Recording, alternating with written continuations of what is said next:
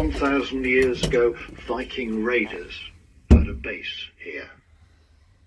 The name Scarborough comes from Old Norse language. Skar meaning cliff and borough meaning village. That's wrong. Fishing has always taken place here, and fishermen sailed up rivers delivering fish to York.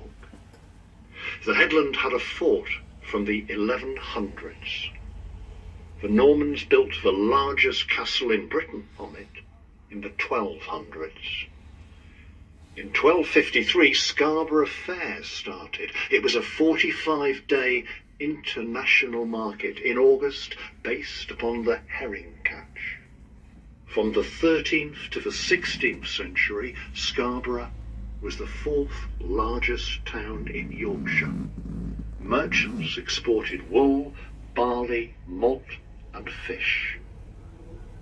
Mineral water was discovered here in the early 17th century, and Scarborough pioneered cold seawater bathing. This made us into the nation's first seaside resort. At that time, gentlemen jumped into the sea naked from boats, while the ladies had bathing gowns and bathing machines for changing in. By the 1700s, Scarborough was the seventh largest shipbuilding port in the country. The harbour was maintained by a levy on the Newcastle to London coal trade. In the early 1800s, we gained our first lighthouse and lifeboat. In 1845, the railway arrived from York, bringing many more visitors and taking away large quantities of fresh fish. In 1852, the first paddle steamer made Scarborough its home, signalling an end to wooden shipbuilding. In 1867, the Grand Hotel opened. It has 6 million bricks and 11 miles of carpet. It was the largest hotel in Europe. In 1869, a pier was built in the North Bay, but this was destroyed by a storm in 1905. In 1875, Britain's first funicular railway, otherwise known as Cliff Lift, started running here. In 1880, huge storms wrecked many ships along this coast, and many mariners drowned.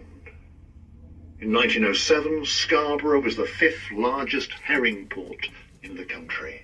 In 1908, the Marine Drive opened, connecting the North and South Bays. In 1912, the Titanic sunk. Edward Harland, founder of the Harland and Wolff shipyard, was born here, as well as the Titanic's sixth officer, James Moody, one of those who drowned. In 1914, Scarborough was hit by 770 shells from 2 German battle cruisers. 18 people were killed, while a mine layer dropped 100 sea mines that were later to kill over 100 mariners. In 1917, a German submarine sank 13 of our fishing boats. In the 1900s, Scarborough had electric trams running through the town, and several open-air pools were built. In World War II, Scarborough was bombed by German aeroplanes. From the 1930s to the 1950s, tunny or tuna fishing took place. The largest caught was 851 pounds. In 1993, the Holbeck Hotel fell into the sea. In 2009, Scarborough's last boatyard closed, ending 200 years of boat building. In 2019, the Futurist Theatre was demolished. Today we are the second largest shellfish port in the country, and we welcome millions of visitors each year. If you want to learn more about our town's history, you can visit our full-size heritage centre at 45 Eastborough by turning right at the traffic lights next to the West Pier. Welcome to the world's smallest heritage centre. It is dedicated to Scarborough's maritime families, past and present.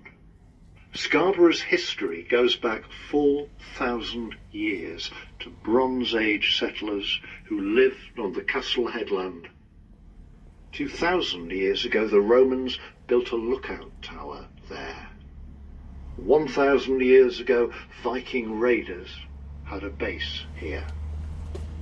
The name Scarborough comes from Old Norse language. Scar meaning cliff, and borough is from Borg, which is stronghold, so it's Scarth fishing Castle. has always taken place here, and fishermen sailed up rivers delivering fish. Scarth Bog.